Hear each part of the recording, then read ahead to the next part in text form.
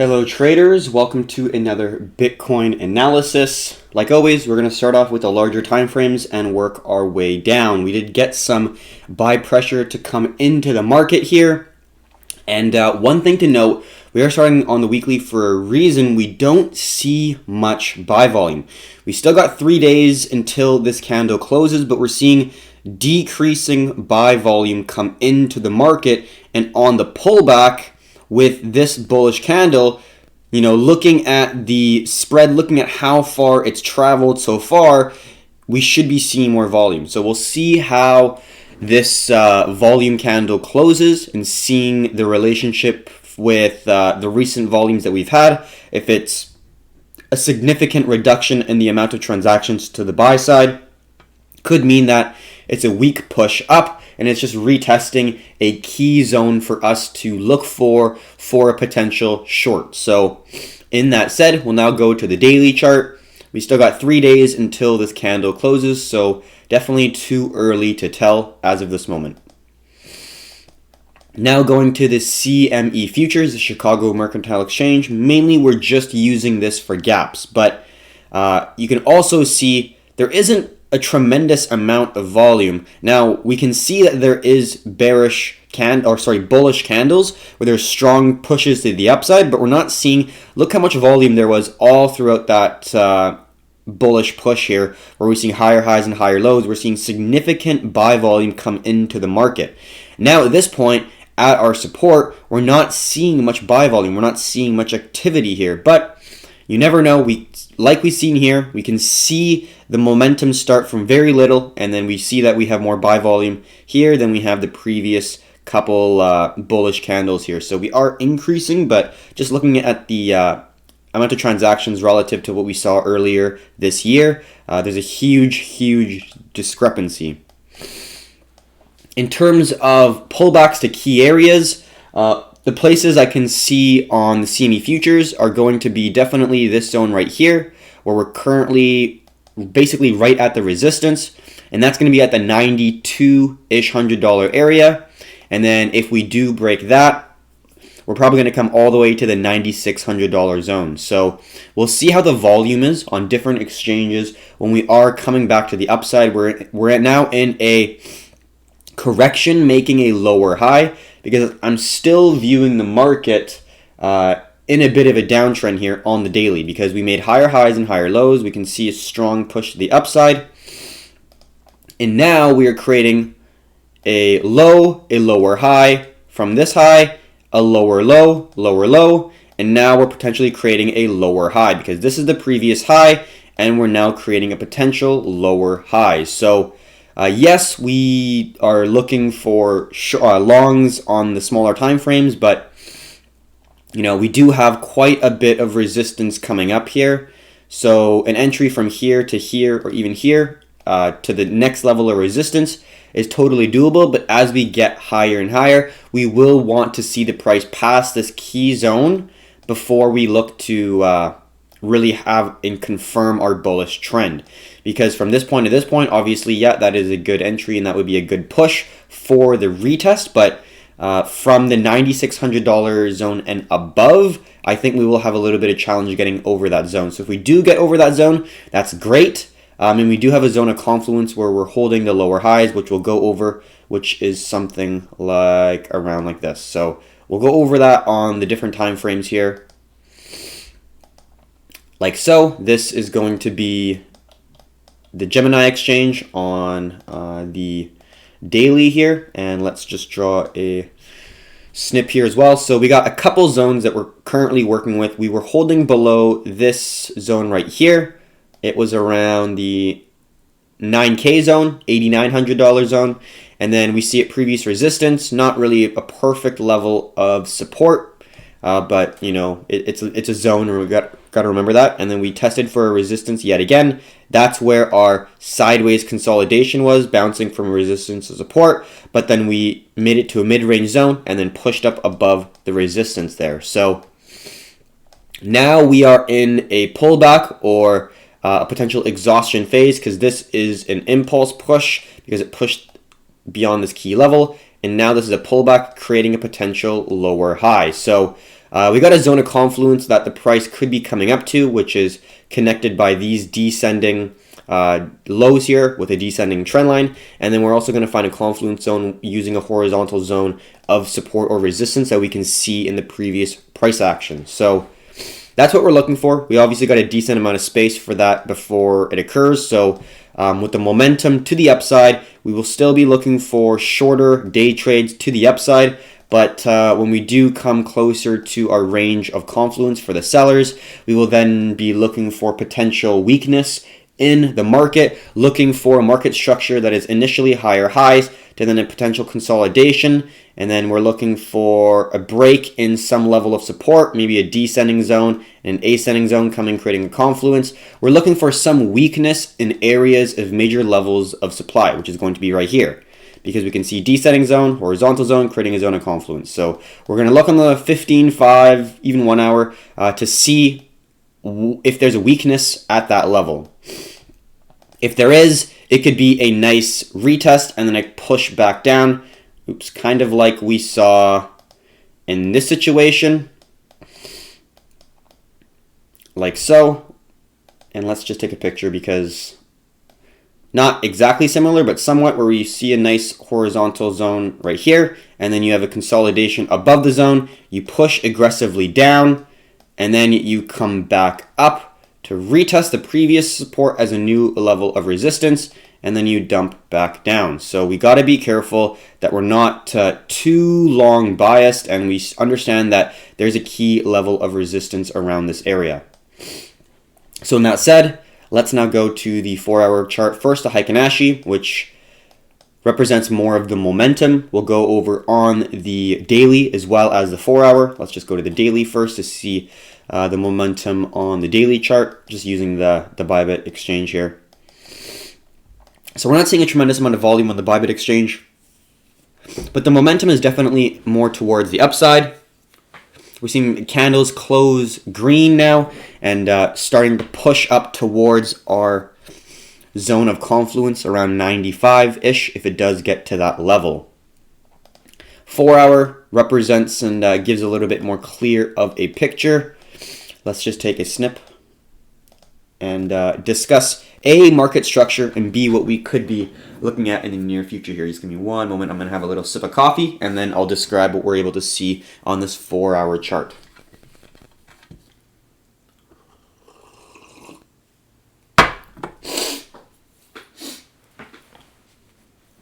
All right, so we had this nice descending triangle making lower highs and holding a nice level of support. Once this broke, we knew, okay, this is a lower low. Now we're in a bearish momentum, because right now, before this break, we were making higher highs and higher lows, right? Very, very clear. This is a high, this is a high, this is a high, this is a high, and you can see our lows all along here. But that support that we just talked about was the key level of support for the market structure to hold, because we've held that support multiple times. Once we broke below it, we were in from a consolidation phase. So this would be a market distribution or volume distribution where we see more sellers than buyers within the consolidation. This is where the smart money, I guess you could say, are getting out of the market, taking out all the bids. And then once there's no more people wanting to buy, they have to push the price lower to attract more buyers to enter the market, so then the smart money can leave. So this is the market basically distribution phase, and this could be a potential retest to validate this zone of previous support as a new level of resistance. So definitely keep that in mind. It's looking like it could be. We do see there's not a tremendous amount of buy volume coming in now. There could be increasing buy volume, but the main thing we want to look at is to see if the price does come to this zone, if there is weakness, if there's a sign of weakness, if there's a lot of no demand candles, if there's pin bars here, if there's bearish engulfing candles on larger time frames, if there's decreasing buy volume, and then there is increasing sell volume coming in with the bearish engulfing candles, double tops, triple tops. There's things that we're looking for within the market that give us indications of weakness, and that is what we're looking for around this range. So right now we are testing this zone right here, which is going to be around the $9,100 zone, key level of both resistance and support back in January and early February. So we're testing this zone right now, but I think we will make it higher because we've recently broke above a market structure. This was a market structure we'll talk about on the smaller time frames because it went from a downtrend to now a consolidation. What needs to break for a consolidation? We need to make either a lower low or a higher high out of the consolidation, and then we could potentially trend that way if we form a higher low or a lower high for a retest validating the zone. And that is looking like that's what we got. We made a push to the upside, made a higher high, and then now we are holding a higher low. So we're now in a bullish trend to the upside, and our potential target is going to be this zone here because it's a zone of confluence. Key areas on a chart not only repel but also attract the price. So that's about it for the 4 hour. We'll get into another 4 hour chart, but looking a little bit more closely at the recent price action. What I will do is also incorporate my descending zone like so, which I have not yet on this chart. So I'm going to put it just like there. So now with that in place, we can then talk about the actual consolidation on the 4 hour, and then we can break it down on the 1 hour. And then we'll look at our tools like always. So we were talking about the market structure potentially making something like this again, where we got a top, and that's kind of what we were potentially looking for because we had a support there that was holding. We made a few calls trying to act on this dump, but it did not occur. We see that the main reason why I was looking for a potential pullback again to down here and then a push up, that's what I was looking for. I was looking for this move to be down here potentially because obviously you can't project your bias on the market, but I personally was thinking that this trend line was going to hold, dump it down here because this is a squeeze because of the support and the descending trend line, and then we were going to get the support to hold at this zone here, and then we were going to get the price to break out, and then we could get an entry here, but broke out prematurely. It's okay, we got a really solid win on EOS, but regardless, we'll obviously always trade what we're seeing in the markets. We're not going to try to project our bias. We're not going to try to force any trades. We're going to let the market lead, and we're just going to try to find the path of least resistance and the highest probability situation that Bitcoin will see. So I'm just going to get some coffee here.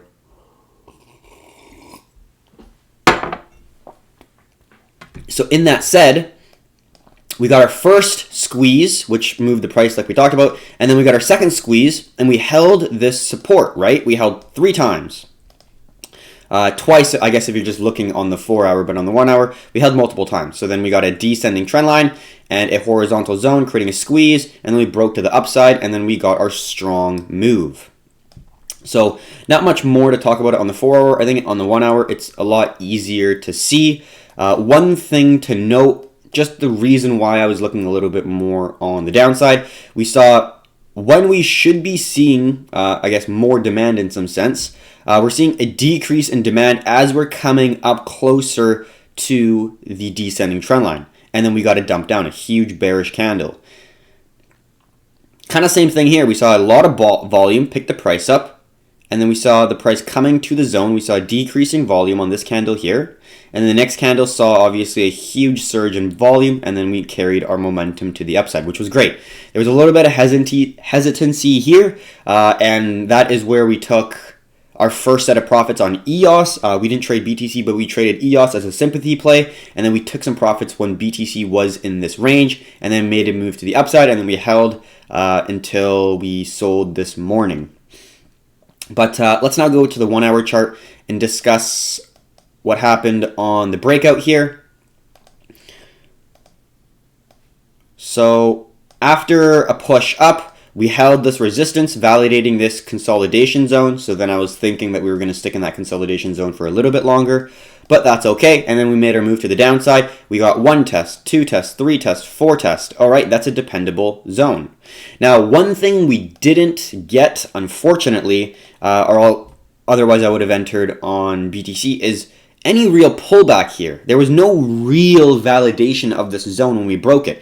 We didn't get a candle closure on that zone. We didn't really get any reaction on the 15-minute chart. It was straight through bullish push above that area. So for me, entering here, it could pull back down to here, right? So for me, that's a lot of risk I'm not willing to really want to take. So at that point, I was like, okay, I'm looking bullish. I want to look for longs, but I don't want to enter on BTC unless we're pulling back to around these zones, because then I can validate this zone as a new level of support, right? But that's why I didn't enter our BTC. But after I broke this zone, I got really interested because there was a lot of volume that came in, breaking the descending zone, and seeing that volume and that interest got me interested in looking for long opportunities.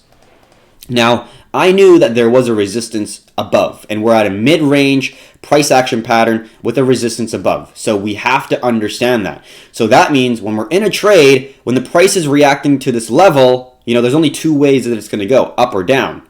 And sometimes it does suck because if you get wicked out, if it starts going down and then it picks up, you might get taken out here. That really sucks. It happens to probably every trader.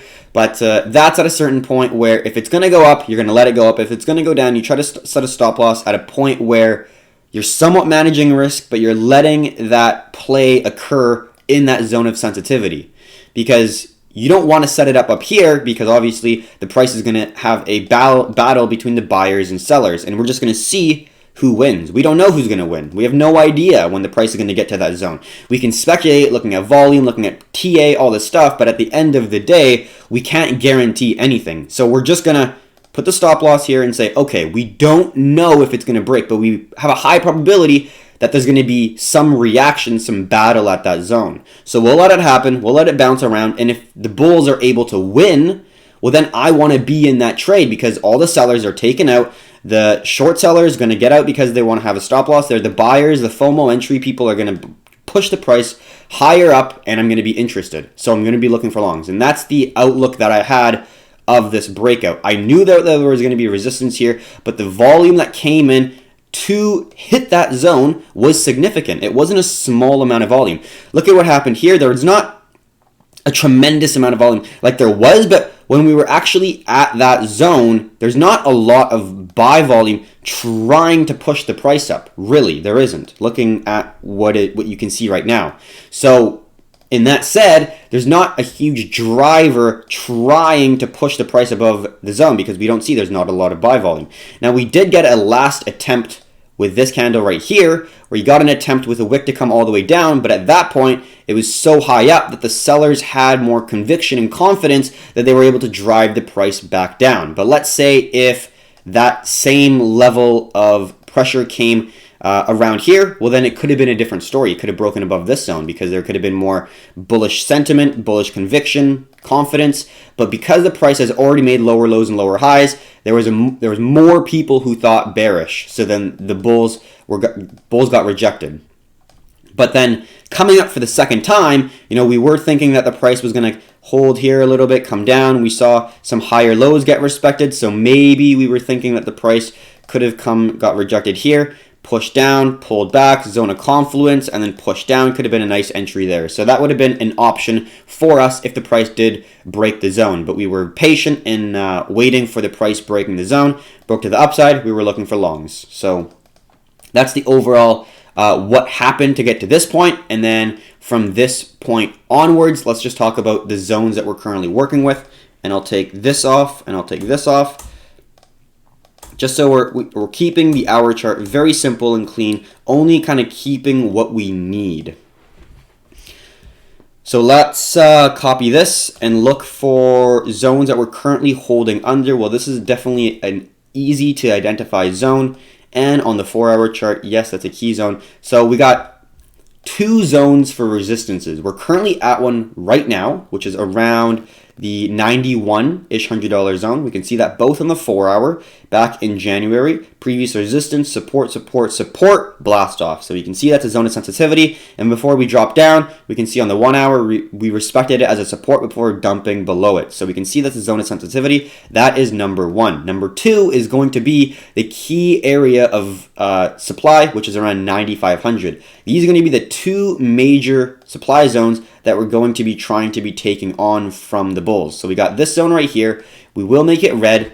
And then we got another zone that's up here, which is also going to be red as well. And we're just going to zoom out so we get a good understanding of where this zone is. It's a little bit wider, but that's all right.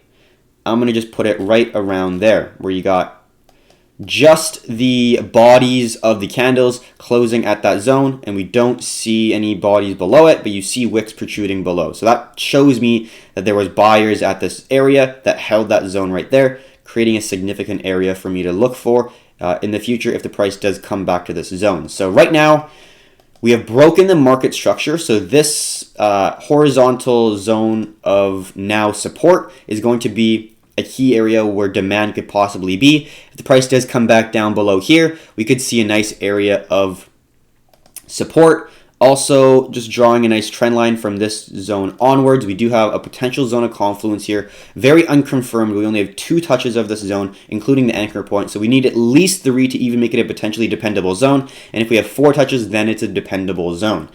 In that said, if we do come below here, I'm looking for a long. But then if we go above this zone here and start traveling up here, and if we're still able to hold this zone, then I'm looking for a short opportunity. So I'll take this off the 4 hour as well because we don't really need it. And then I'm going to put the new ascending trend line in like so.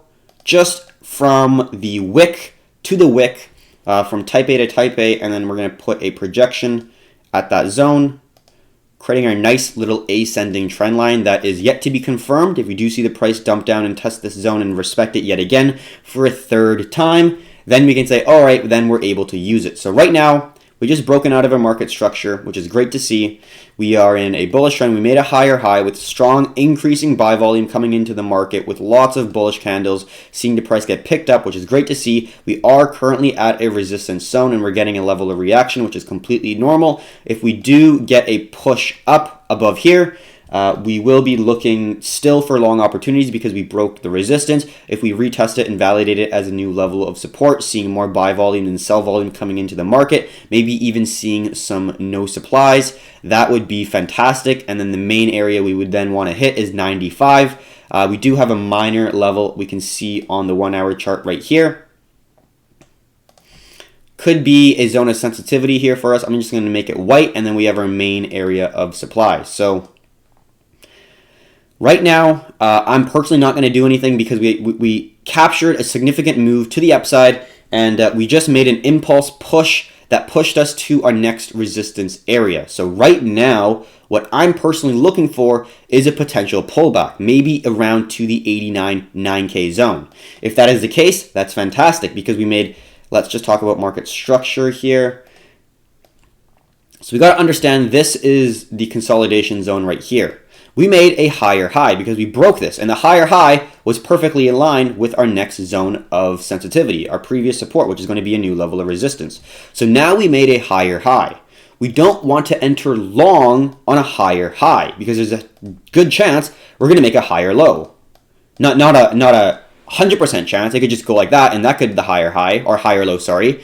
But I'm going to look at the market with this as the higher high. So now I'm looking for the higher low. We have a low here. We have a higher low connected with an unconfirmed trend line. If we're able to get maybe a consolidation and then a dump down here, maybe a candle body closure with a wick touching this zone and a bit of a consolidation, and if we're able to see maybe a potential validation of this trend line and this horizontal zone hold, that will be my higher low. And then the structure of the market will look something hopefully like this. And then this will be a great opportunity for a long position. So in my opinion, I don't want to enter short at this very moment because we just made a market structure higher high. If we are looking on the smaller time frame and we go like maybe like a trend line here or something, or like we get something where you're making a market structure lower low and a lower high, and it's able to confirm like a support as a new resistance, maybe with a descending zone. We might get a small entry from here to here if we're really looking. But I think the next big move is going to be just continuing the trend here. With this being the higher high, we're looking for a higher low to hold maybe this trend line, creating a zone of ascending support. And then we're going to look for the next impulse push to the upside, potentially hitting our $9,500 level of resistance, or at least our next level of sensitivity, which is around 93. So a move from the 89, maybe 9K to 93 is obviously a pretty good move that we're willing to want to capture. So in my opinion, that is the potential next move that we're able to see. We made a higher high. We're wanting to make a higher low. So at this moment in time, we're going to be patient. We had a good, solid move from EOS. I think we'll look at the other alts. Like always, we'll see a crypto market update. But with the market structure right now, higher high, we're looking for the higher low to form before we really look for any longs. We capitalized on EOS, which is really, really good. We got really good entry, really good overall trade management, and I'm very happy with that. So good to see. But like always, don't want to take that in too much of a positive sense. The way I take losers in the same way, where I don't let them affect me, so then I have to look at winners in the same way, so they're not going to affect me in any way whatsoever, positive or negative. Completely emotionless training. The only trade that matters is the trade that you're going to put on, the next trade, right? And you're only good as your previous trade, in my opinion. So you're always going to have to never settle, basically, which, in my opinion, is great because you're always striving to get better, but for some people it can be a little bit tiring. So that is the overall outlook, in my opinion, for BTC on the 1 hour chart. We're not really going to get nitty gritty into the smaller time frames. We could look at the consolidation here. We got a resistance. We've seen a double top. Even, getting to the smaller time frame, we can see that we're getting squeezed here. Let's just go to the 5 minute. What can we see? Well, we know that there's a level of resistance right here, right? So we can see there's a area that price is holding. We could draw a couple trend lines if we really wanted to. I guess there's one anchor point, not really precise, and then we could just potentially draw another one right here. But we got some ascending trend line here, and the price is currently potentially forming a double top. Now, BTC does this quite often, where it's going to consolidate for a little while, and it, we can see this very, very often. Let's just go back to the 15 minute. And I think it's actually better shown on the hour. So we see these consolidations here.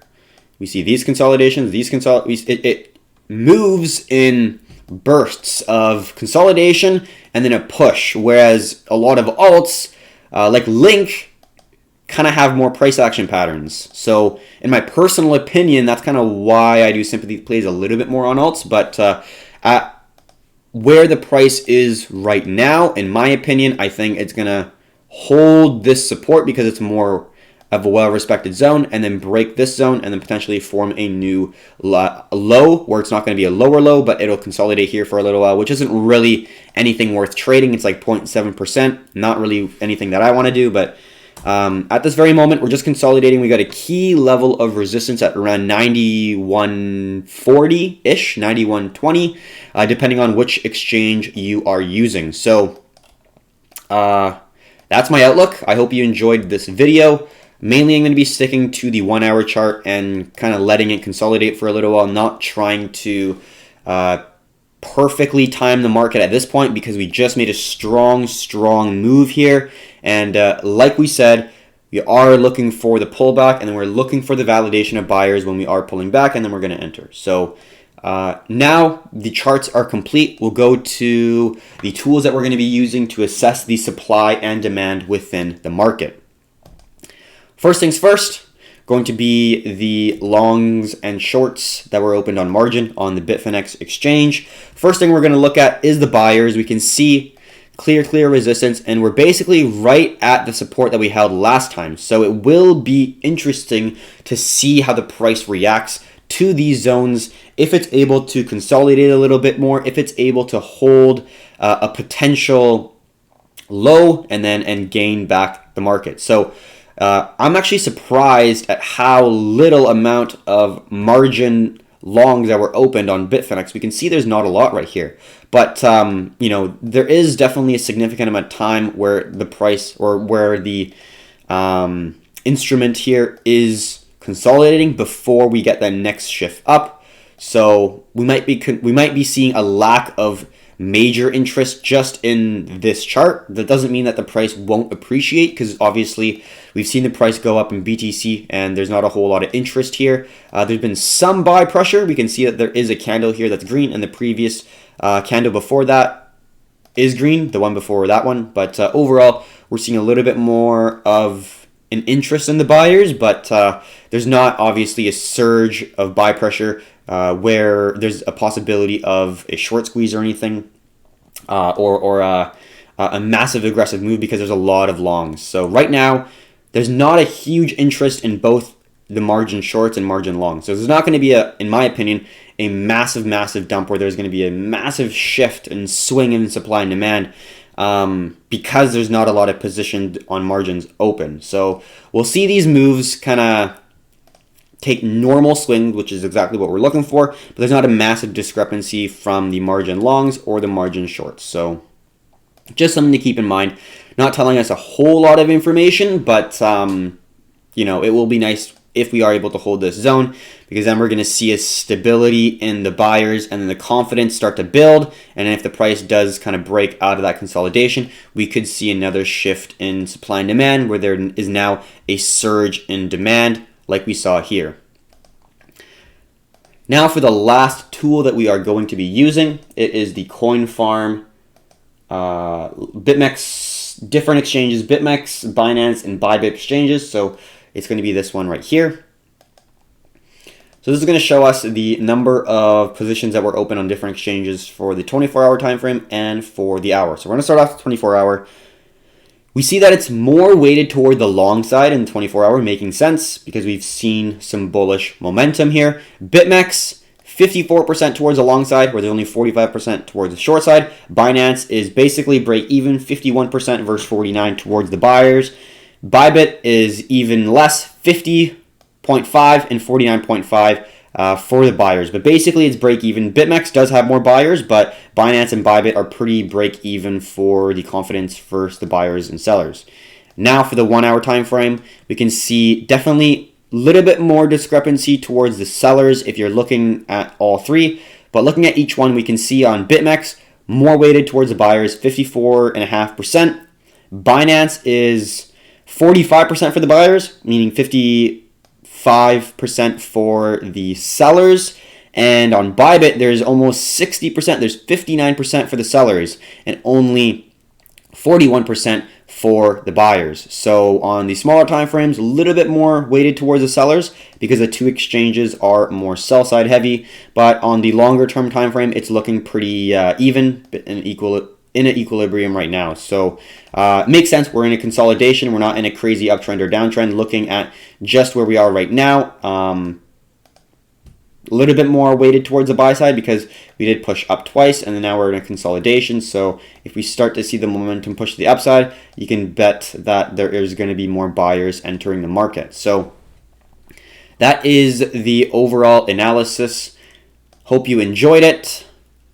Not really going to be taking action right now. We will do a crypto market update shortly. Going to be looking for potential opportunities, but like we said before, I do think I'm going to be a little bit more patient with the consolidation here because I am looking for that higher low structure to form. Might not be perfectly to here. Might get just a wick to touch this zone and then come back. We will be patient with the market where it currently is because we got a nice strong move.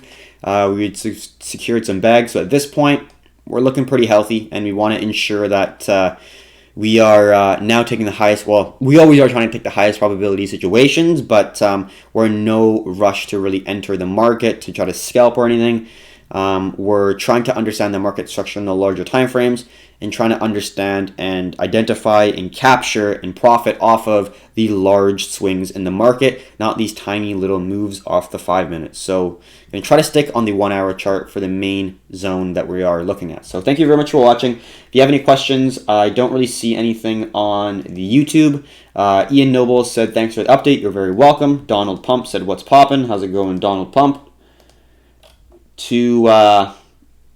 Donald Pump's definitely pretty active. Ian Noble is definitely, or I believe you're active on the Discord. I think Donald Pump's a little bit more active than you. But yeah, thank you very much for watching. We had 7 people, I think, at one point on the YouTube Live, which is definitely increasing in popularity, which is great to see. As well as the overall viewers. It's really, really good to see that people are getting some level of value or finding some quality information with the daily market updates that we're doing, both for Bitcoin and for Crypto Market Update. We are doing a little bit less in terms of the overall analysis on the different alts, but I do think we are going into them a little bit more in depth with the alts that we are covering. And it just didn't make sense to go over all the different alts if we're doing like over 17, because there's not a lot of people who are trading things like Neo, Matic, etc., whereas a lot more people are going to be trading things like XRP, Ethereum, Ripple. Obviously, BTC is going to be the biggest and most looked at pair within the cryptocurrency market. So, going to get a little bit of coffee and then look at some questions, and then the video will be complete.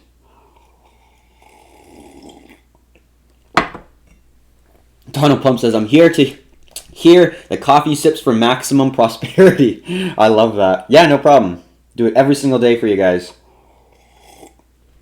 But, yeah, we do it for a reason. Hopefully, you guys are able to learn something from this. We do explain our thought process while we do these videos. So we're not just explaining what we're seeing, but we're explaining why we are explaining it the way we are, in a sense. Like, we're not just saying, okay, now we're in uptrend, but like, why are we looking at the volume, looking at the market structure, looking at every single time frame? Like, to me, it's not there's no one way to look at the market, but having a second opinion from a person who is looking and actively trading within the markets every single day of his life for absolutely free, definitely is something to look at and check out if you are somewhat new into the markets, or even if you are experienced. Having that extra kind of second mind to bounce ideas off of is not a bad idea. But obviously, everyone has their own opinion, and you should follow what's in your heart. Looking at the quick, so the BTC market update is done. I will close the YouTube. I'll answer the TikTok lives after the YouTube video is complete. Thank you, everyone, for the comments. Thank you very much, Donald Plump. I really appreciate the love there. And we will be starting our crypto market update very shortly. I'll just be on TikTok. So if you're currently on our TikTok or on our YouTube live and want to switch and still watch the live, definitely check out TikTok. But we will be starting our crypto market update within probably 20 minutes. Gonna get a little bit more coffee, gonna get a bite to eat, and then I will go over the market, quickly go over EOS, the trade that we went over. We will be doing a nightly trade recap. So for any trades that we've taken, we have a thumbnail and kind of like a new series that we are doing, just going over why we entered it. Even if we lost, like every single day, if we take a trade or didn't take a trade, or it doesn't matter if it's a win or loss. I'm going to try to provide why we entered, because no matter who you are, if you're a trader, you will take losses that you thought are high probability A+ setups. And explaining them, even though they lost, will bring a level of A, transparency, and B, a level of understanding for the people who don't really understand what trading is.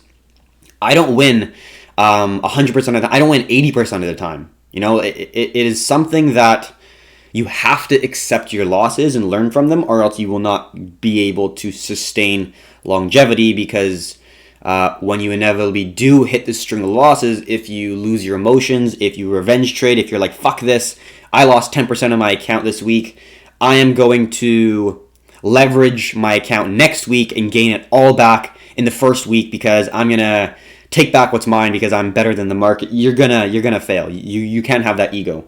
But anyways, thank you very much for watching. That was a little bit of a ramble, a little bit of psychology. But until next time, happy trading. If you are interested in watching some more live analysis, I will be doing another crypto market live very shortly. So until next time, happy trading.